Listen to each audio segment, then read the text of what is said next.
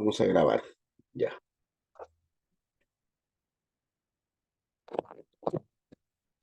Ya, entonces estábamos en esto, definiendo, como le decía, en esta reunión de evangelización que se hizo en la ciudad de Lausana, se definió este concepto de evangelio. Evangelizar significa predicar las buenas nuevas de que Cristo murió por nuestros pecados y se levantó de entre los muertos conforme a las Escrituras y que como Señor ahora nos ofrece el perdón de nuestros pecados y el don liberador del Espíritu Santo a todos aquellos que se arrepienten y creen. Ahora, ¿por qué es tan importante? Seguramente en alguna clase vamos a reflexionar acerca de las conclusiones respecto del pacto de Lausana, porque hoy en día a cualquier cosa se le llama evangelización. Entonces, consideraron de que era necesario definir, cuando hablamos de evangelización, de qué estamos hablando. Entonces, esta fue una reflexión que surgió a partir de una profunda, valga la redundancia, reflexión teológica, pero también de la práctica misma, de cómo lo estamos haciendo, porque cualquier cosa no es evangelización. Entonces, de acuerdo al pacto de Lausana, la evangelización tiene que ver con Cristo. Y de hecho, en el concepto de evangelio era un término político que se utilizaba para proclamar una buena noticia. Eso significa evangelio, significa buen mensaje.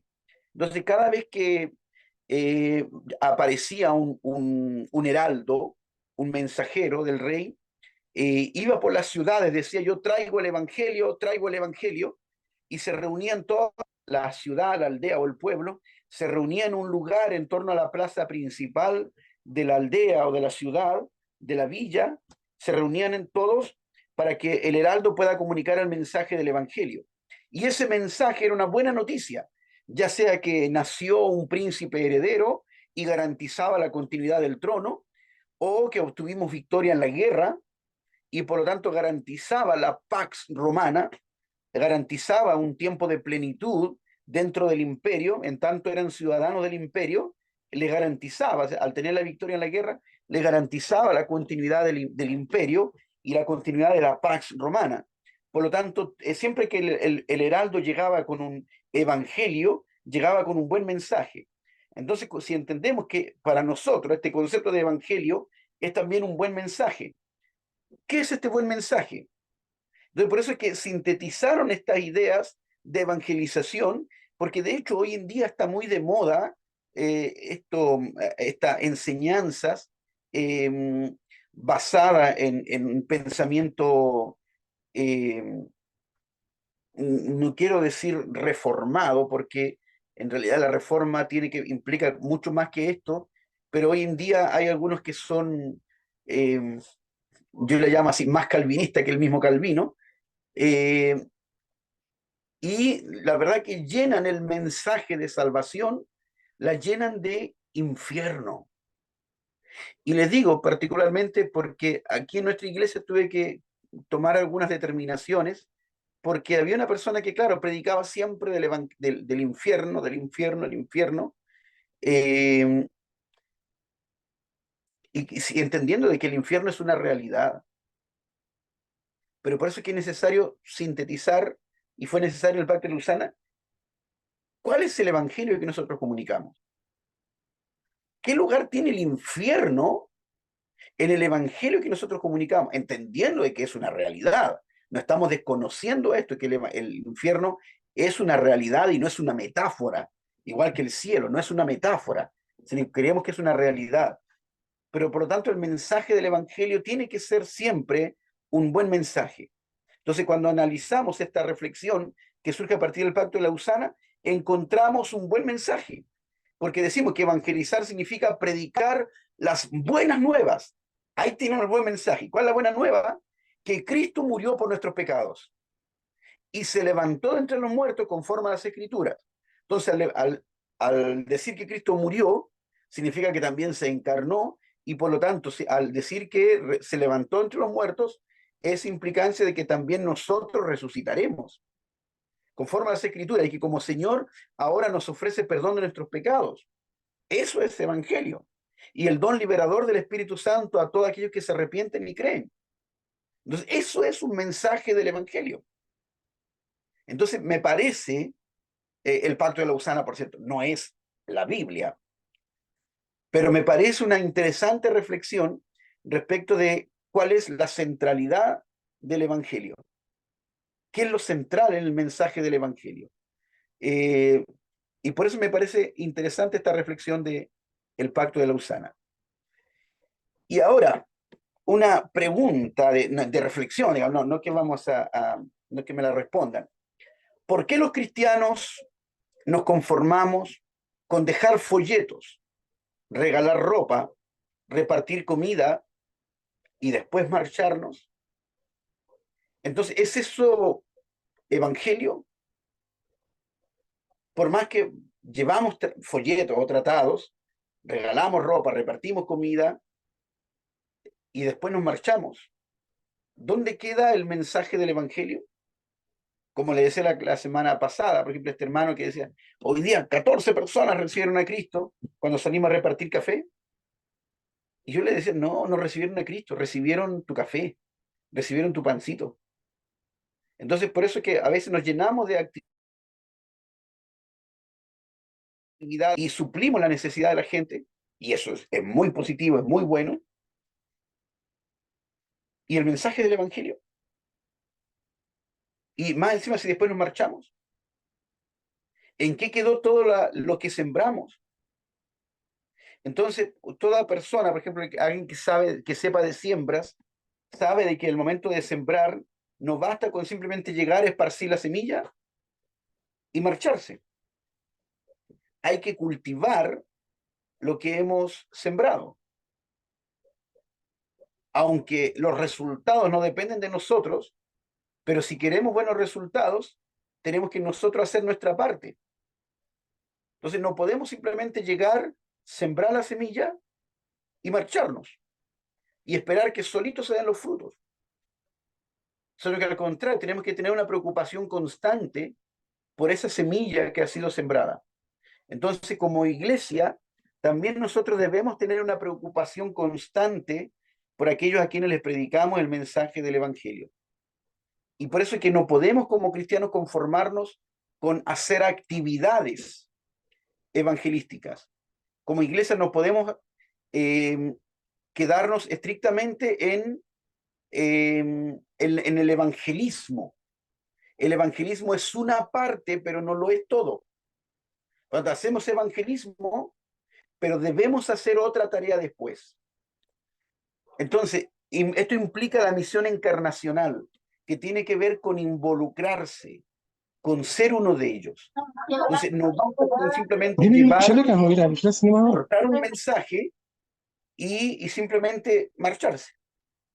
Y por eso es que yo critico y cuestiono a los grandes evangelistas que van y predican en un púlpito, entregan un mensaje en un púlpito y después se van.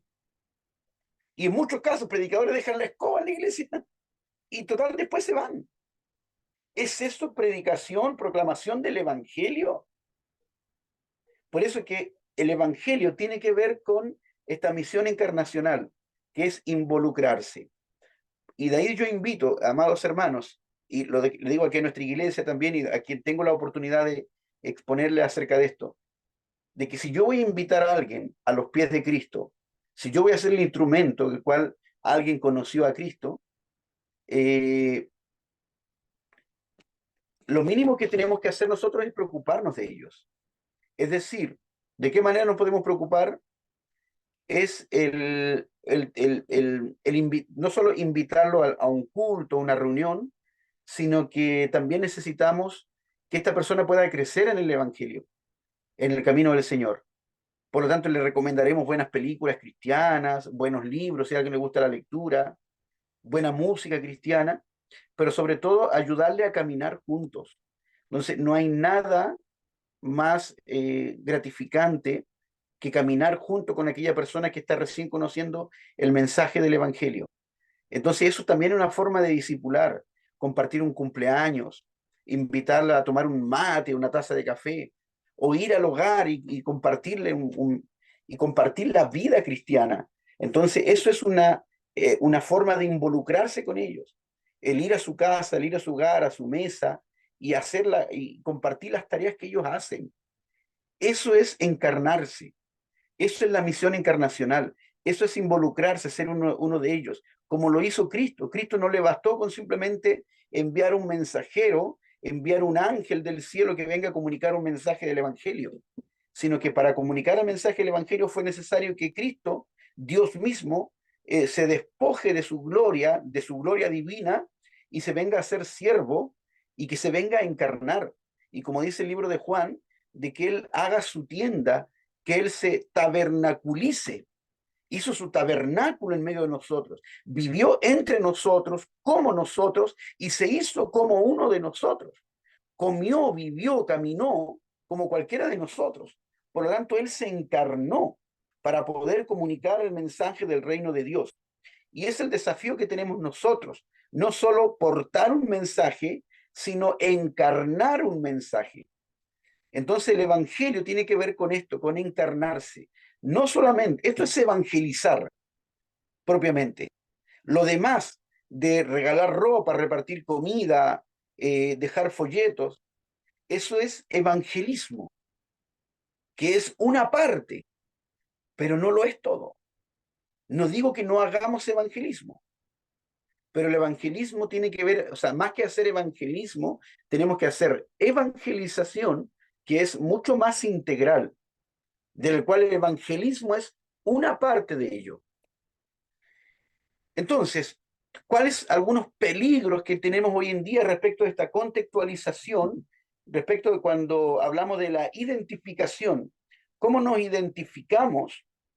Entonces, por una parte, uno de los peligros de esto, de encarnarse, es, primero, el que rehúsa identificarse.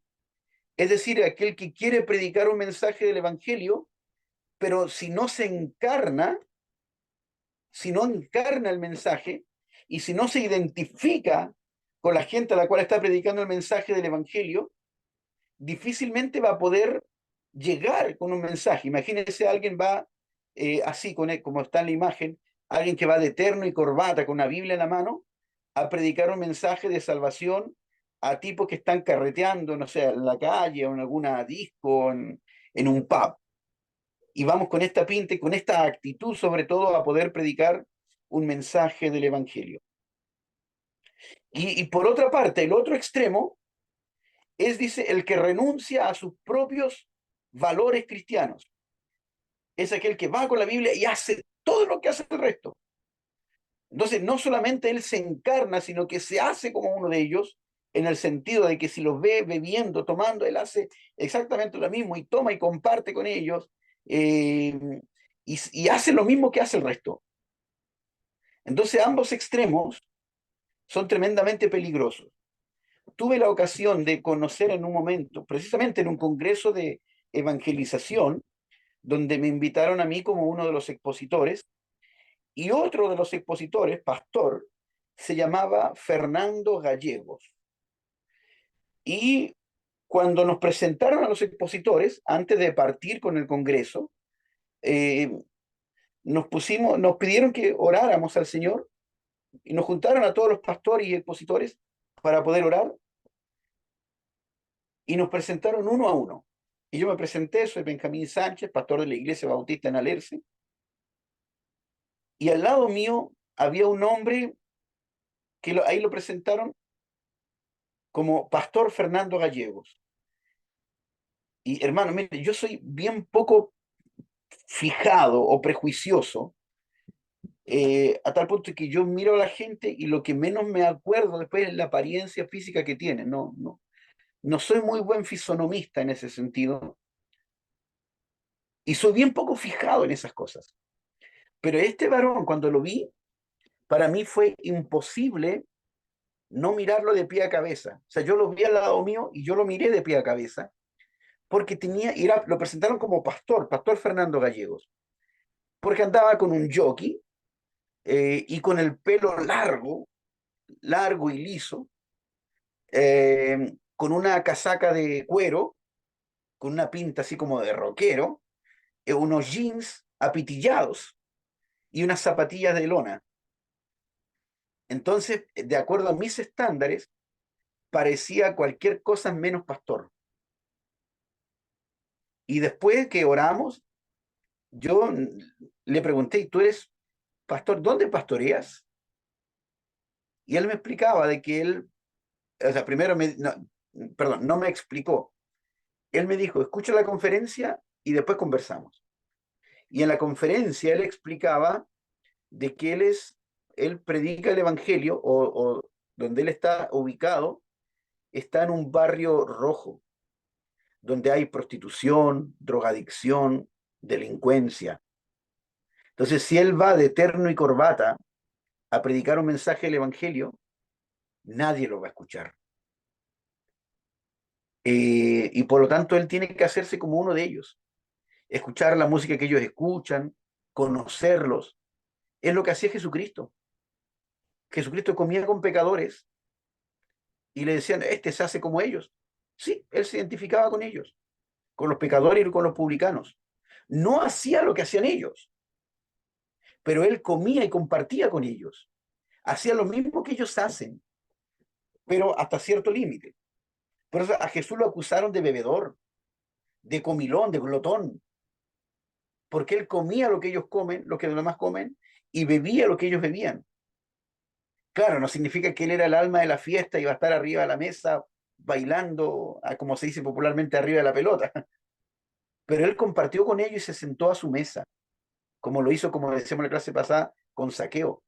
Él se identificó con Saqueo sabiendo que Saqueo tenía una fama de cobrador de impuestos, de publicano, de ladrón, de extorsionador, de aprovechador, y conociendo esa fama, Jesús se identifica con él y le dice, yo voy a tu mesa, yo quiero ir a tu casa. Él se hace el invitado. Entonces lo que hacía este pastor cuando conocí su trabajo, de verdad se me salieron cualquier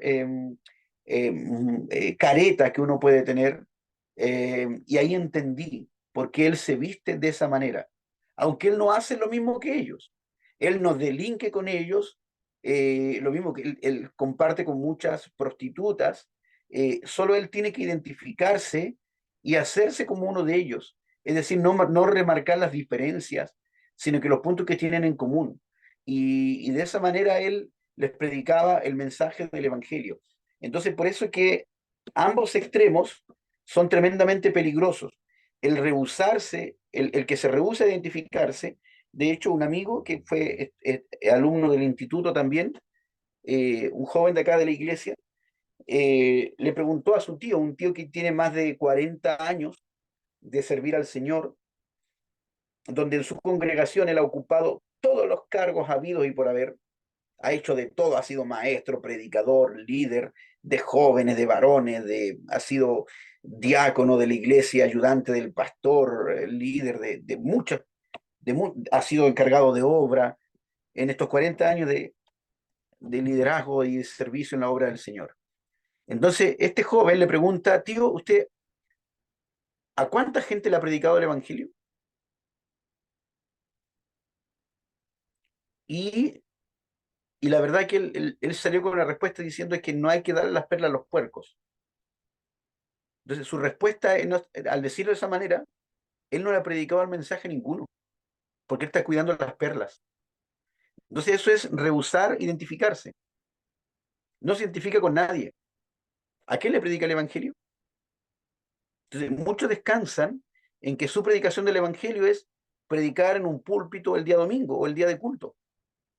Según le predica, ¿usted ha predicado el Evangelio? Sí, pues yo predico, no sé, pues una o dos veces en el año, desde un púlpito. ¿Es eso predicación del Evangelio? Entonces, esta persona a cual se le hizo la pregunta tiene hijos que no son creyentes, siendo que él lleva más de 40 años de servicio en la obra del Señor. Sus hijos no son creyentes. ¿Y por qué? Porque conceptualmente él no se identifica con los pecadores. Entonces, y hay muchos que separan, hacen esta distinción y en la propia iglesia entre lo secular y lo sagrado. Entonces, y hay gente que no tiene ningún contacto, ninguna afinidad con lo secular. Entonces, ¿a quién le predican el mensaje del Evangelio? Es cosa de que observemos, amados hermanos, a nosotros mismos, le digo porque me ocurrió a mí, después de muchos años de servir al Señor, eh, en que me di cuenta de que mis amistades, mientras más tiempo estoy sirviendo al Señor, mis amistades son solamente, puramente gente de iglesia. Y me percaté de que no tengo amigos, o no tenía, porque ahora cambié mi actitud, no tengo amigos que no sean cristianos. Entonces, ¿a quién le predico el mensaje del Evangelio? Si no tengo, hasta ese entonces no tenía ningún amigo no creyente, ahora felizmente los tengo. Pero ahí me di cuenta de, claro, que estamos tan envueltos en las actividades de la iglesia y aún en el evangelismo. Aún cuando estemos envueltos en el evangelismo, nos vamos a dar cuenta de que posiblemente no estamos predicando el evangelio, aún cuando hacemos evangelismo, porque no nos identificamos con los demás. Ahora, el otro extremo, claro, es llegar y hacer lo mismo que hace el resto, sin remarcar ninguna diferencia, sin hacer ninguna diferencia. Entonces, la diferencia es que nosotros no somos de este mundo. Estamos en este mundo, pero no somos de este mundo, somos ciudadanos de otro reino. Pero vivimos en este mundo y por lo tanto perdamos el temor de hacer esa distinción entre lo secular y lo sagrado. Entonces, cuando nosotros no hacemos esta diferencia, transformamos nuestro lugar de trabajo en algo sagrado también. No tiene por qué, y de hecho cuando le preguntamos a usted, a mí me preguntan en qué trabaja, cuál es su trabajo secular, y en realidad yo soy profesor también, pero yo nunca he visto mi trabajo como algo secular, sino que el ser profesor implica también, o sea, yo soy pastor o soy cristiano, aún en mi trabajo. Siendo profesor me ha tocado ministrar a muchos,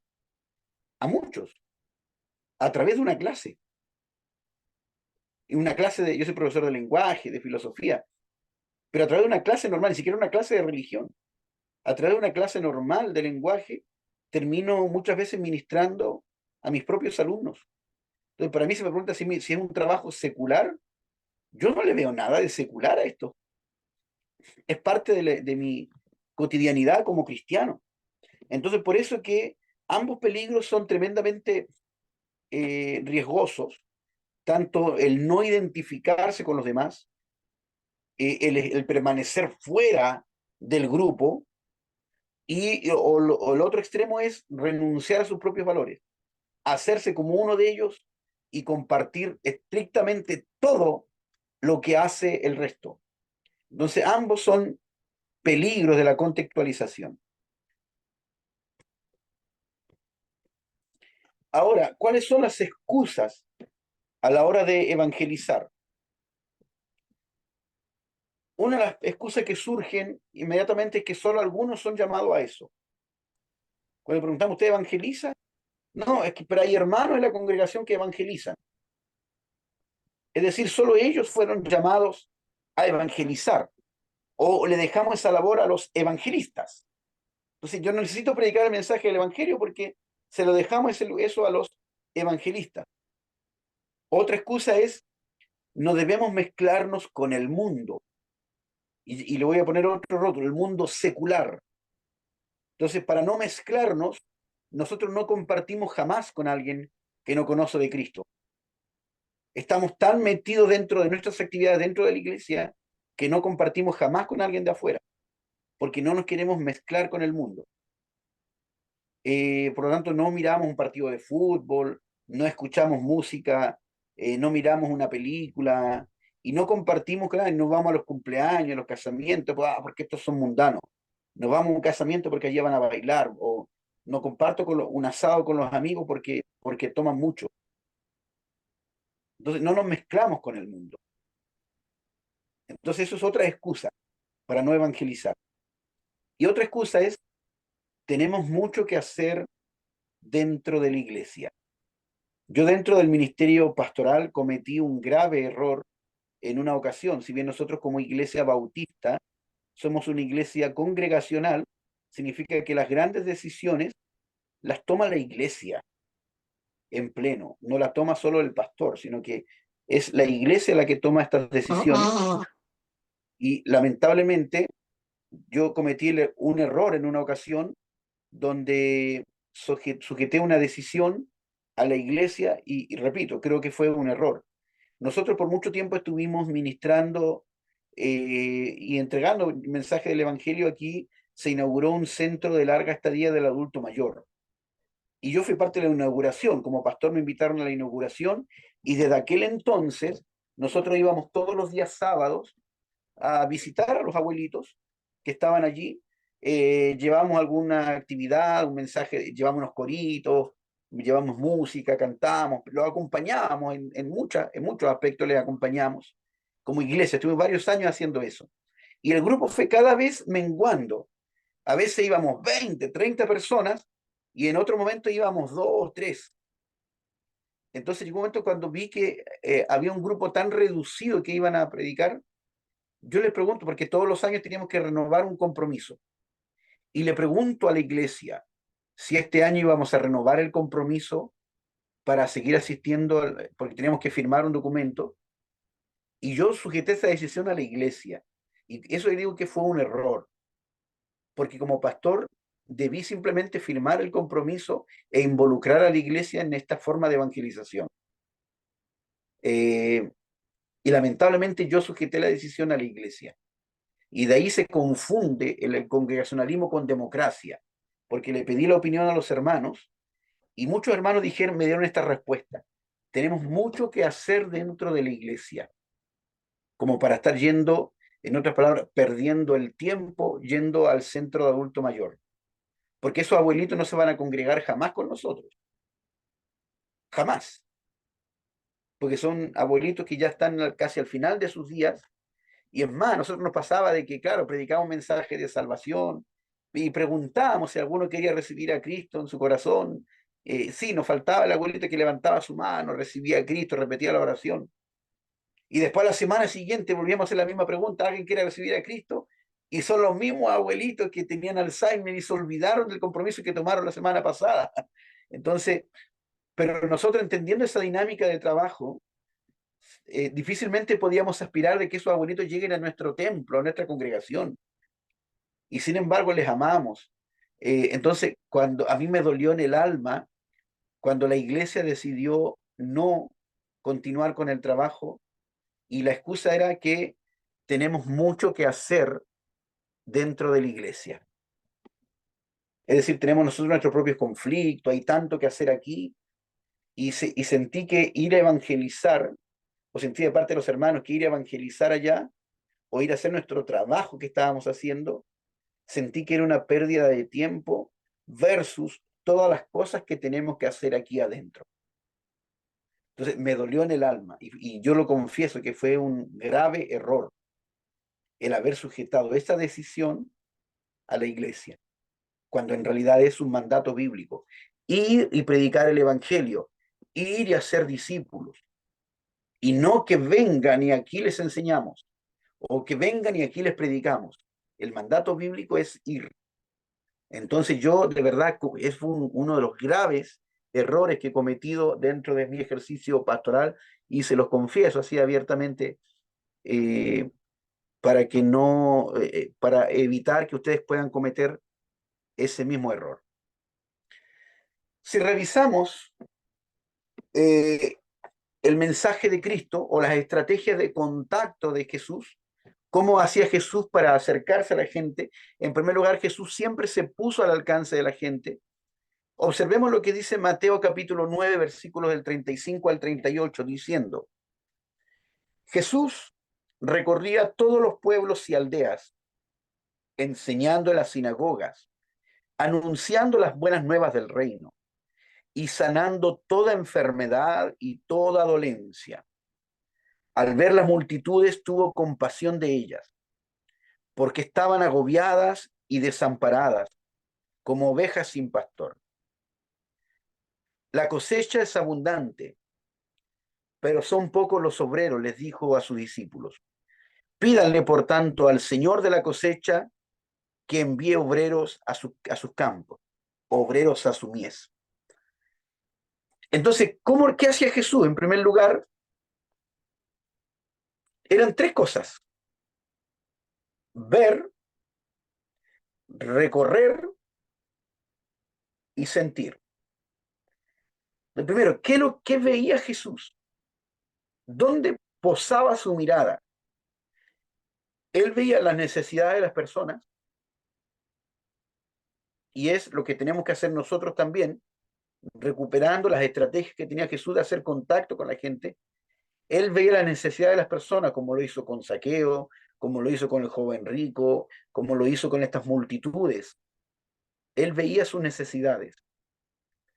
Segundo, él veía a las personas como tal. Él les conocía. Aún la mujer que fue llevada, que fue sorprendida en el acto mismo de adulterio, una mujer pecadora. Y Jesús le reconoce y le dice, yo no te condeno. En otras palabras, yo te acepto. Yo no te condeno. Ve y no peques más. Es decir, Jesús sabía que ella era una pecadora. Pero cuando le dice, ve y no peques más, no es que, esta es la palabra de juicio, de condenación de Jesús hacia la mujer. No, es cuando dice, ve y no peques más, es porque Jesús está viendo de que hay gente que la quiere condenar y la quiere matar. Si no hubiera estado Jesús, esa gente lo mata, la mata. Entonces, no peques más. Yo esta vez te perdono, no te condeno, pero esta gente no te la va a perdonar. Si sigues pecando, esta gente te va a matar. Entonces tampoco te está dando una palabra de juicio, de condenación. Por eso yo no te condeno, pero ve y no peques más. En otras palabras, ten cuidado con lo que estás haciendo. Entonces Jesús miraba a las personas, les conocía a las personas. Y Jesús también miraba los tiempos, entendiendo, él era un entendido de los tiempos, sabían cuál era el tiempo oportuno. Y en el Evangelio de Marcos, cuando él estaba predicando el mensaje del Evangelio, le trajeron multitudes. Multitudes le seguían. Y los discípulos dijeron, Jesús, vamos a este pueblo, a esta aldea, porque hay multitudes que te están esperando. Y Jesús les dice, comenzando el Evangelio de Marcos, les dice, no, voy a este otro pueblo, voy a este otro lugar, porque allí es necesario que predique el Evangelio. Entonces Jesús estaba tan enfocado en su ministerio, en que él sabía determinar cuáles eran los tiempos de predicar y tiempos que no. Entonces por eso Jesús veía, eso es lo que él veía a Jesús, y es lo que nosotros debemos ver también a la hora de observar eh, el tiempo, el momento, las personas, el lugar donde nosotros vamos a sembrar esta semilla. Segundo, Jesús recorría. Jesús, hombre que siempre estuvo en acción, siempre estuvo caminando. El llamado de Cristo nunca fue a estar estático, por eso siempre el llamado era el seguimiento. Es decir, yo voy recorriendo. Él nunca estuvo estático en un lugar, él siempre estuvo recorriendo y por eso le decía, cuando llamaba, le decía, ven y sígueme. Por lo tanto, el camino de Jesús siempre fue estar en acción, estar en movimiento, siempre. Nunca quedarse estático en un lugar. Y por eso que repito, el mandato bíblico es ir y anunciar el Evangelio, ir y hacer discípulos. El mandato bíblico siempre es a estar en constante acción, en constante movimiento. No necesariamente cambiar geográficamente de lugar, sino que al estar en movimiento o en acción, significa que del lugar donde nosotros estamos, tenemos que ponernos en acción, accionar la fe y accionar, cuando hablamos de evangelización, también ponernos en acción. Y otra estrategia que tenía Jesús era sentir. Él tuvo compasión de la gente, él miró las necesidades de la gente, él les conoció y estuvo dispuesto a atender sus necesidades. Cuando multitudes le seguían y los discípulos vieron que no había cómo alimentar a multitudes, dijo, Señor, permite que se vayan y que compren pan. Y Jesús le dijo, no, denles ustedes de comer. Es decir, hagan ustedes su parte. ¿Y de dónde vamos a dar de comer a más de 5.000 personas? Eran 5.000 cabezas de familia.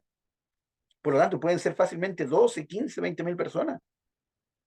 ¿Y de dónde vamos a sacar pan para todos estos?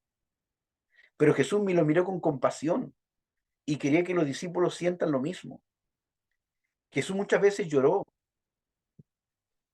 y lloró porque sintió también el dolor. Él lloró por Jerusalén, porque sabía cuál era el fin de Jerusalén, que por años, esperando la restauración de Jerusalén, y Jerusalén nunca conoció el momento de su visitación.